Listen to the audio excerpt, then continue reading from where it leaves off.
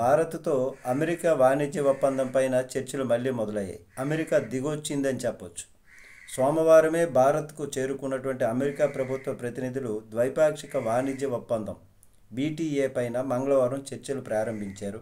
అయితే తమ సరుకులకు గేట్లు బార్లా తెరవాలని, రష్యా నుంచి చమురు కొనొద్దనేటటువంటి డిమాండ్లతో భారత్పై అమెరికా 50% సుంకాలు విధించినటువంటి సంగతి తెలిసిందే. ఆ నిర్ణయం తీసుకుంది. ఆయా అంశాలు తేలే వరకు భారత్తో వాణిజ్య చర్చలు ఉండవని అమెరికా అధ్యక్షుడు ట్రంప్ ప్రకటించాడు కూడా. అయితే ఈ క్రమంలో గత నెల 25 నుంచి కూడా జరగాల్సినటువంటి 6వ దశ చర్చలు నిలిచిపోయాయి. అడ్డగోలు సుంకాల ఒత్తిడికి భారత్ తలొగ్గకపోవటము, సుంకాల ప్రభావం పడిన ఉత్పత్తులను విక్రయించుకునేందుకు కొత్త మార్కెట్లపైన దృష్టి పెట్టారు. ఇతర దేశాల నుంచి తెప్పించుకోవడం ఇట్లాంటివి. ఈ నేపథ్యంలో అమెరికా అప్పుడు కాస్త వెనక్కి తగ్గాల్సిన పరిస్థితి వచ్చింది. ఇప్పుడు ఈ క్రమంలోనే చర్చలు పునఃప్రారంభమయ్యాయి.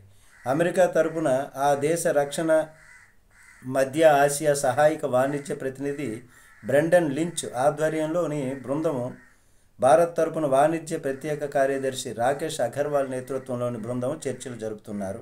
అయితే ఇరు దేశాల మధ్య చాలా అంశాల్లో ఏకాభిప్రాయం ఉన్నాయి.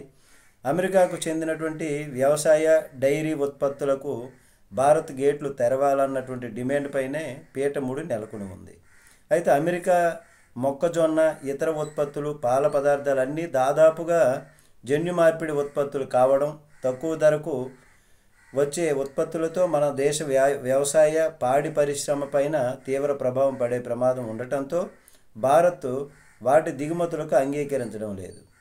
కాగా ఇరు దేశాల మధ్య చర్చలు సానుకూలంగా జరిగాయని భారత వాణిజ్య శాఖ, అమెరికా అధికారులు వేర్వేరుగా ప్రకటించారు కూడా. అయితే ఈ ప్రక్రియను వేగవంతం చేసి వీలైనంత త్వరగా వాణిజ్య ఒప్పందం చేసుకోవాలని నిర్ణయించినట్టు తెలిపారు. ఇకపై ప్రతి వారం వర్చువల్ పద్ధతిలో చర్చలు కొనసాగుతాయని, నేరుగా మరోసారి భేటీ అయ్యే తేదీని త్వరలో నిర్ణయిస్తామని వాణిజ్య శాఖ అధికారి ఒకరు వెల్లడించారు. వాణిజ్య ఒప్పందం విషయంలో భారత్ దిగొస్తోందని ట్రంప్ వాణిజ్య సలహాదారు పీటర్ నవారో వ్యాఖ్యానించారు.